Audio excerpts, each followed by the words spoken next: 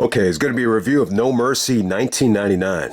So the first, pretty much the first No Mercy that was on pay-per-view here in the United States. I believe the first No Mercy was actually in the United Kingdom in May of 1999. But, it's kind of funny. There's two No Mercies in 99. So this is the USA version of it. Pretty historical show. This is where Edge and Christian and the Hardys stole the show and, became household names. So it was a huge match for them. Arguably, some people would say arguably the match of the year for 1999, the ladder match. At the same time, you got the first, Triple H and Austin, in the main event level. So this is a huge night for Triple H. So we're going to go back to October 17th, 1999, the 24th anniversary by the time, the review drops.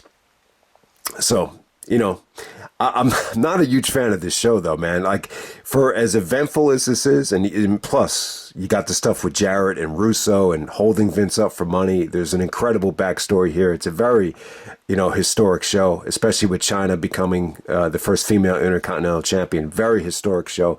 But something was just off, like in terms of the atmosphere. The card itself was very lacking. I just felt like, some of the stuff that sucked, it sucked really, really bad. I just felt like the company at the time, it felt a little bit stale. I definitely think, you needed guys like Jericho and Angle would debut shortly. You needed those guys on the show. I think they were kind of missing Undertaker at the time, and it kind of resulted in the buy rate as well. This is actually the lowest buy rate of the year. But hey, man, we're going to get right down to it. So this took place October 17th, 1999 from Cleveland, Ohio. This is the Gund Arena, the home of the Cleveland Cavaliers, before LeBron James got there. And, I really wasn't feeling the atmosphere, man. I thought the lighting was very dark. I didn't like the way you had the basketball court exposed when Triple H and Austin were brawling. I just thought that was a little bit weird. But you had an attendance here of almost 19,000. Phenomenal gate. As paid off for Jeff Jarrett with a lot of money, but we'll get to that. So let's get right down to it, man. First match of the night, you got the Godfather taking on Mideon. Viscera is actually out there. So there's a story that came out that part of the reason why Undertaker wanted Viscera to be in the Ministry of Darkness, so he didn't have to wrestle him and have nightmares of the King of the Ring from 1995. So that's pretty funny there. But yeah, Godfather comes out with the hose. They booed him at first, and then they cheered him when the hose came out. So this is like a Sunday Night Heat, quality match. I could not get into it. Mideon was not over. Godfather goes over, but very difficult to sit through. Not a good opener. So we're going to move on to the Fabulous Moolah actually upsetting Ivory to win the women's championship in, a little bit over 3 minutes. So Moolah at 71 years old pulls off the victory here. This is there's a lot of bad matches on the show, but this is probably the worst match of the night. I liked Ivory, though, at this time. I thought she looked in great shape, very tan, very muscular at the same time, just, great body. Moolah's 71, but for 71, I didn't think she looked awful here. She was still able to do her signature, moves here. And, but, for the most part, just not a very attractive thing to have on pay-per-view. So we're off to a horrific start. The back-to-back openers here. This might have been the worst first two matches of 1999 on pay-per-view. I would seriously doubt that you found two, worst matches to open up a show. Next up, we got the New Age Outlaws of Billy Gunn and Road Dogg taking on the Hollies, Crash Holly and Hardcore Holly. So I don't think the Hollies are actually related here, but because, you had two Hollies at the same time, they actually, found the way to make them look like cousins. They both had the bleach blonde hair. So I thought this was cool, man. I thought the match was solid. I thought it was good stuff. Lots of energy. Hardcore Holly's dropkick looked great. I thought the ending was actually pretty creative here. So Hardcore actually throws in a chair. Billy actually uses it and does the famouser on Crash. And he gets disqualified. Bob seemed to be really happy with the DQ, as, this would be a big victory under the belt for the Hollies. So kind of started that going. But yeah, I thought the match was fun. There's no tag team titles on the line. At the time, Rock and Sock actually won the titles. Apparently this was supposed to be for the titles, but compared to the first two matches on the show, you definitely saw good guys that could actually work here with really, really good talent, and some really athletic moves from Hardcore and Billy Gunn. I thought it was solid stuff. All right, so next up we have the Good Housekeeping match for the Intercontinental Championship. We got Jeff Jarrett defending the Intercontinental Championship against Chyna. Okay, so some of the positives here are the feud was pretty good. Jarrett did a good job of selling the fact that he just felt like women had no place in wrestling, and that it's called housekeeping because he felt like that's what women were that was their place, to be housekeepers and just do stuff around the house. So that's why it's a housekeeping match. And they did some crazy stuff leading up to this match with mud wrestling matches and just everything you can think of, besides the kitchen sink. So Jarrett actually brings out the kitchen sink. There's actually like a fish in the match. Jerry Lawler cracked some funny jokes about that, where Chyna's as flat as a flounder, and some of the fish stuff is not going to age well for everybody with Jerry cracking jokes about it, but it was what it was, man. What was it? They called it a tong, with Chyna actually taking the tong and trying to grab Jarrett by the nuts. So you saw comedy stuff. You saw Jarrett actually get a face full of flour. I think when he was on the plane, he still had a little bit of the flour after he had gotten paid. So yeah, lots of crazy stuff. Creative ending here with the referee and Teddy Long. So it's a housekeeping match. So Jarrett actually goes over with the Intercontinental Championship, knocking Chyna with the IC belt, and he actually gets the pinfall and wins the match. And then all of a sudden, Teddy Long comes out and says that, the IC title isn't a housekeeping object, so you got to restart the match. So Jarrett gets pissed off at Teddy. He puts him in the figure four, and then all of a sudden Chyna hits Jarrett with the guitar, which is also not really a housekeeping object. So Chyna goes over, and I got to say, the match, the video package is great. The match is fun. At this point, the fans are really behind Chyna, especially the women. There's actually a shot of, fully grown women in the crowd just giving Chyna a standing ovation. The fact that Chyna came in and was able to win, a man's title, and it's a huge deal. I think with Chyna, she struck gold. She was in great shape. She had a unique look, and she met the right person or people in Triple H and Shawn Michaels, and the rest is history. She made history here. So this is a huge moment for Chyna. Huge night for Triple H and Chyna. They will both walk away with the Intercontinental and the WWF titles in one night. So huge night for them. So the backstory here, which is very interesting, and if anyone has been following Jarrett's podcast, this is the very first one he started with, holding Vince up for money. There's a shot of Vince, with the money. It looked like it was around the time of the Battle of the Billionaires, but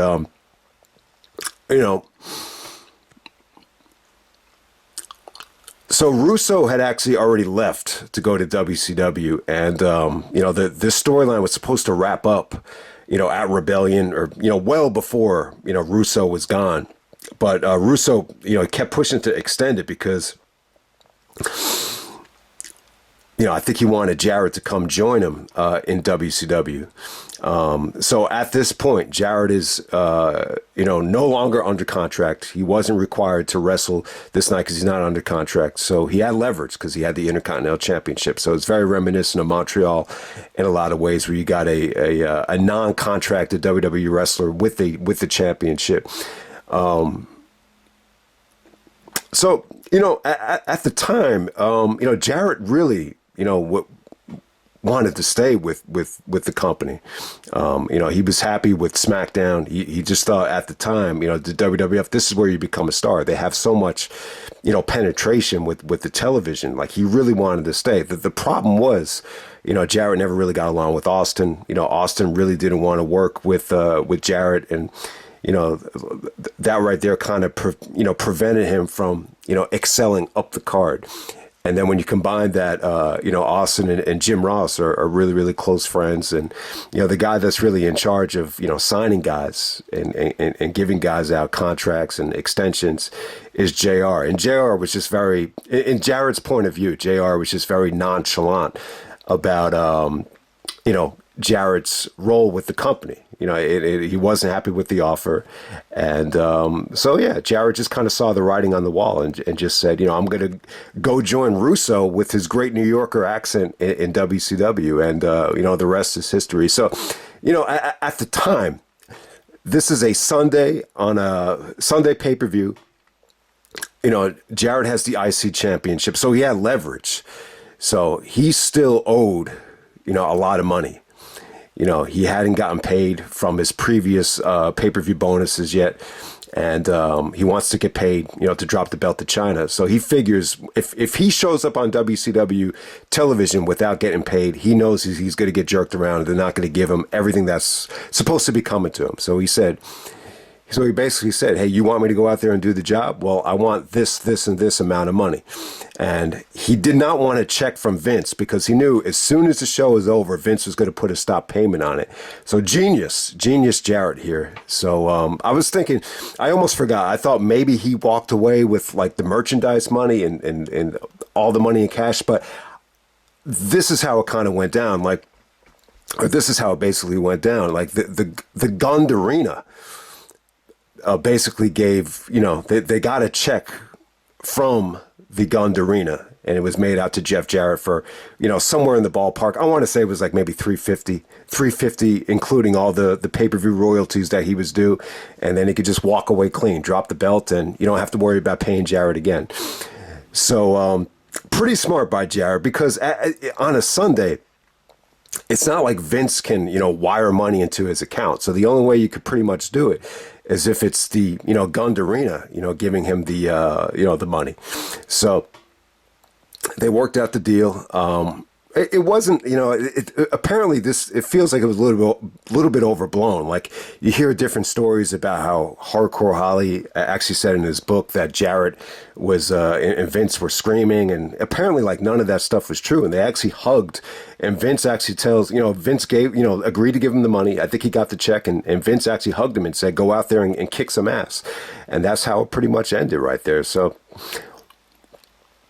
but I think when you look at the Nitro, the very last Nitro, where Vince actually fires Jarrett on national television, I think, obviously I think Vince was a little bit upset about how, Jarrett went about this. But hey, I think Jarrett was pretty much smart, because if he's going to go to the competition, who knows? Who knows if he was going to get, all those pay-per-view royalties that he was due. So it is what it is right there. But interesting backstory. It seems like this is one of those stories that kind of got overblown. But Chyna mentioned it in her book, and she actually brought up the fact that, it was actually Russo that was, postponing the storyline because he knew that, Jarrett was going to come join, him in WCW, down the road. It's almost like Jarrett and Russo left at the same time. Maybe 2 to 3 weeks, maybe a 2 to 3 week gap until Jarrett finally got there. I think he showed up on Nitro the very next night. And it's funny because when Jarrett actually boarded the plane, he did say that he still had like a lot of the flour on him after the match was over. So, all right. So that's a pretty complex story. If you want to hear the whole story, there's a 3-hour podcast. It's the very first podcast that Jeff did with Conrad. It's called Holding Vince Up for Money. So there you go with that. All right. Next up, we had The Rock taking on the British Bulldog. I gotta say, man, this is like one of the more forgettable performances that The Rock's ever had. I mean, you just don't remember this match that much, and it kind of goes along with the theme of, at this time in 1999, like they're giving The Rock some bad opponents.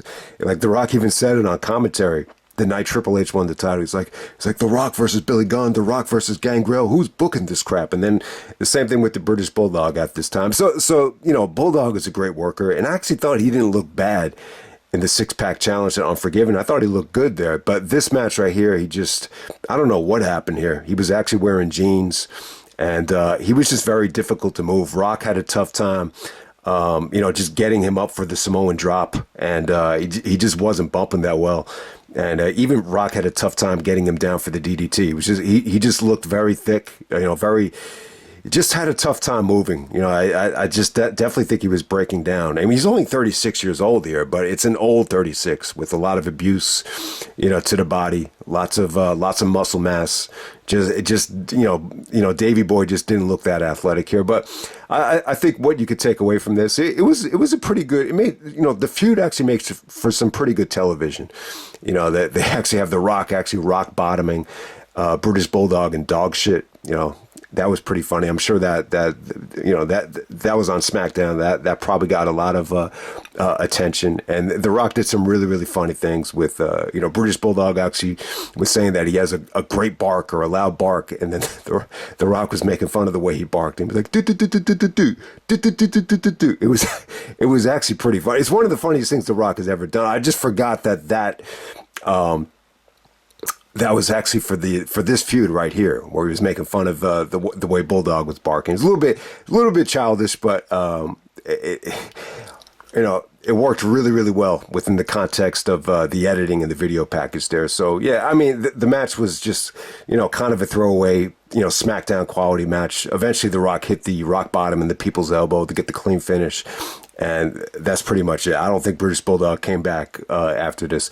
Okay, so next up we have the ladder match for the managerial services of Terry Runnels and $100,000. The TIT, the Terry Invitational. It's a playoff of the word tit because Terry has really nice tits. So very clever there. And we have the new brood of Jeff and Matt Hardy with Gangrel. I don't think Gangrel came out. And they're taking on Edge and Christian in a ladder match. Great match. I thought it delivered. The way the crowd reacted here, low expectations, but they were pleasantly surprised. They gave Edge and Christian a standing ovation because they were the last ones left in the ring. But the crowd was just reacting like they just didn't expect it. This is like really the first time you saw a tag team ladder match. And it just worked. Just had incredible action. I would say Jeff Hardy was the MVP here. He took the most aerial bumps here. He was involved with the ending. He was involved in some of the most, craziest spots in this match. Edge and Christian, they were great. They tried to punish the Hardys more so than rely on the aerial stuff. But I got to say that the Hardys, it almost felt like they were, white hot heels here, and it's tough to really differentiate who was the babyfaces and who was the heels. But you could definitely hear here, like the male demographic was really getting behind the Hardys like they were the Young Bucks back in the day. So it was a great match, man. I mean, it was really just a step in the right direction for both teams. Like you heard Ed say it time and time again, like at the time, and this is the problem I think the whole company had at the time. Like you had Austin, you had Rock, you had Triple H, you had so many guys that were really, really over. And then on some of the other matches on the card, you had guys that just, generated no interest at all and just weren't that talented. But, what the ladder match just gave them was just an opening, just like take a look at us. Like this is us right here. And in some ways, like to use a steroid analogy, like some guys would take steroids because, they feel like they have to take a risk. Like if I don't take this, I'm never going to fit in. And I think that was their mentality here. Like we gotta do something just to get, the attention of somebody. And that's what they did here with the ladder match. And it was just tailor made for a guy like Jeff. You get to see a young, hungry, athletic Matt Hardy here. Edge and Christian were great. I think Edge actually showed up late for this show. Maybe that's why I went on so late in the show. But yeah, man, they were awesome. Christian with the inverted DDT off the ladder, that got like a standing ovation. So some of the bumps that, became pretty much routine, just got, massive reactions. And maybe this hasn't really aged well for everybody because it's the first one. I mean, you've seen, them top this over and over again since then, but because this is the first one, like a lot of the stuff that seems routine just felt amazing, at the time. The highlight of the match though, Jeff actually does the double leg drop off the top of the ladder. I love that spot where he just kind of catapults himself over the ladder. And then there's another catapult where he actually, lands on his ass on one of the ladders, and then the ladder catapults into Matt Hardy and Christian and takes them both out. That spot was just, the crowd went crazy for that spot. And the ending was just very well executed. Jeff actually, kind of jumps off a second ladder and punches Edge off and grabs it's like a bag full of money. It's like a white bag. Apparently there was actually no money in it. It was just, I think it was just sheets and canvas just to kind of, fill up a bag. So that's pretty much what it was. So yeah, the Hardys win. They get a chance to win $100,000, and they get a chance to double team Terry Runnels after the match is over. Yeah, Terry Runnels was really skinny here, but I thought she looked hot. They did some really, really good, backstage stuff with Jerry, trying to get Terry to climb up the ladder, and he was looking up her skirt. So that was pretty funny. But yeah, Jeff Hardy and Matt Hardy and Terry didn't last that long. I think she actually turned on them a couple months later, but awesome match right there. I've seen some people only give this 4 stars. That kind of lets me know that it hasn't aged well for everybody. Meltzer gave it 4.5, probably prisoner of the moment, but I would say it's a strong 4.25. I think 4.25 is a fair rating. Arguably, I'm not going to say it's the best match of 99. I prefer, Mankind and The Rock from Rumble over this, but this is easily, one of the top 5, WWF matches of 1999. And they stole the show. I mean, there's no doubt about it. It's going to overshadow, everything else on this show.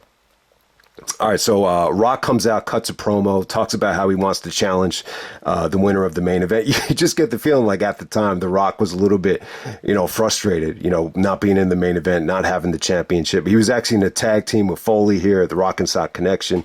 They do some funny stuff with, Rock and Mankind with the actual book. So Triple H actually comes out and attacks Rock with the sledgehammer. So the rest of the show, Rock is really overselling a sledgehammer injury. I just didn't think it came off well at all. I think this is one of the worst, segments The Rock has ever been involved with. I just thought the selling just felt a little bit forced. It was just really, really tough to watch, but it definitely set up, Rock coming out to interfere in the actual main event. And next up, you have Val Venis taking out Mankind. So Mankind was trying to get Rock to look at his book on Sunday Night Heat, and then Val Venis attacked Foley from behind to set up this match. So I think Val actually stole the Rocco sock from Mankind. So apparently there's another sock that was named Rocco. I thought it was maybe like a porn star or reference, because I think back in the day there was a famous porn star named Rocco, but apparently this was a sock with the Rock's name on it. So you have Socko, why not just call it Rocco? So definitely made sense when Mankind took it out of his shorts. Jerry referred to it as the Big Valboski. That's not the Big Valboski. That's Mr. Rocco. So kind of a play on penis size there. So you get the point. But this match here, it didn't click for me. I think around this time, Foley was contemplating retirement because he just felt like, something was just off about his matches. And I have to agree, when you watch this, him and Venus just didn't click here for whatever the reason. I just felt the match was stale. They just couldn't get it going. I mean, the fans weren't even reacting to Foley's double-handed DDT finisher. They really didn't react to it. A fight broke out in the crowd. There was other stuff in the crowd that was going on and took away from the actual match. I mean, I don't know, man. It just wasn't that great. I will say this. It felt like at the time Val was trying to get away from a lot of the porn star stuff, and he was trying to get people to take him more serious with some of the beatdowns on Foley. I think that's why he went over here. The ending is kind of weird. So there's like a double sock, square off, and Val actually does the testicular claw with Mr. Rocco to pin Mankind. I just couldn't get into this shit. I really couldn't get into it. I don't know. The Mr. Socko stuff, it's really not my favorite thing about Foley. I know that's what kind of propelled him to a main event babyface, but I really couldn't get into it. But, what was cool here was that Foley was really promoting the book. The book was getting hot. Foley probably wrote, what people consider, the best book in WWE history because of the great story behind it. So it was interesting to hear stuff about, Foley's book. And Yeah, so it seemed like that's where more of the focus was, promoting the book than about actually, going out there and delivering in the ring. So there we go with that. Next up, we have X-Pac, Bradshaw, Farooq, and Kane in a four corners elimination match. So you get the APA guys, Bradshaw and Farooq. Finally, fighting each other here. I don't remember Bradshaw and Farooq ever touching each other, and it kind of brought back memories of what it would have been like if Ron Simmons actually faced JBL while JBL was champion. I definitely think you could have done something interesting there with the damn stuff that was getting hot at the time. So, but yeah, one of the only times you get to see Bradshaw and Farooq, actually go at it. That wasn't like a Royal Rumble type of match. But, Kane and X-Pac have great history.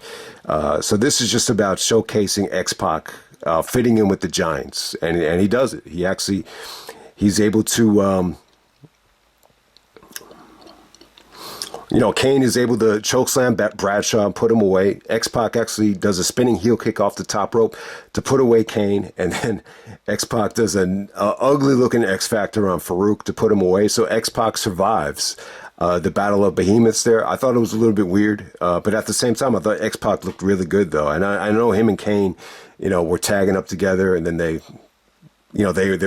clearly building up to them, turning on each other here. I just thought the whole match just felt a little bit out of place, to be honest with you. I didn't think it was awful because, it definitely had some moments, but just thought the whole thing was a little bit weird when you look at the placing of it. And then the main event, we have Triple H defending the WWF Championship against Stone Cold Steve Austin. Great main event here. I think the main event is really, really good. One of the more interesting things about this match is everyone asks, why didn't this happen at SummerSlam? Why did they put Foley in the match? I think there's a couple things that stand out. I think Austin might have been injured at SummerSlam, and maybe that's why they wanted to save the one-on-one match for, when he healed up and got healthy. I think the other thing is they got Jesse the Body Ventura at SummerSlam. So the easy argument is you want to end the show with, him rewarding a babyface with the championship. If he gives it to Triple H, it kind of gives SummerSlam like a dark ending, and maybe that hurts his political stance. I don't know. Maybe that's a reason why. I think Triple H and Austin for SummerSlam. I think that would have been the time to do it. I think that would have been awesome.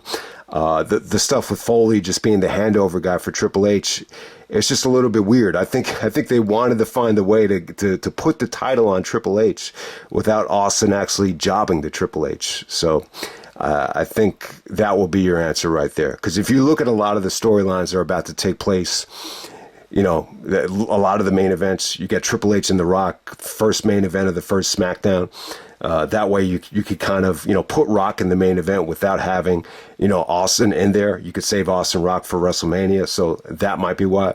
Plus they have Vince actually take the title from Triple H. So they did so much stuff, involving Triple H and storylines that, that probably made the most sense. Just find a way to get Triple H the championship without Austin to have to, get pinned by Triple H. So, yeah, that's kind of one of the biggest what ifs. Like, why didn't Triple H and Austin just have the match at SummerSlam?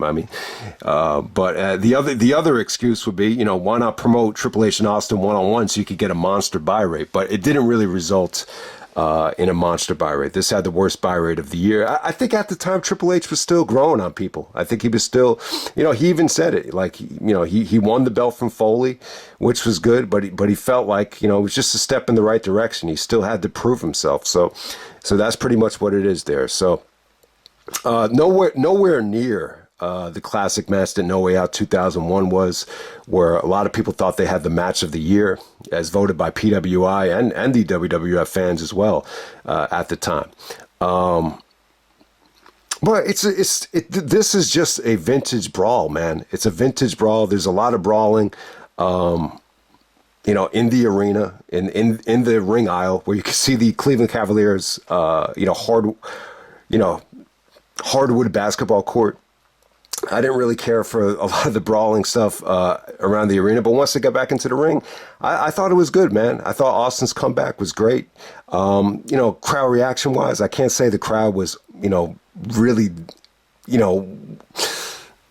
met the expectations here, but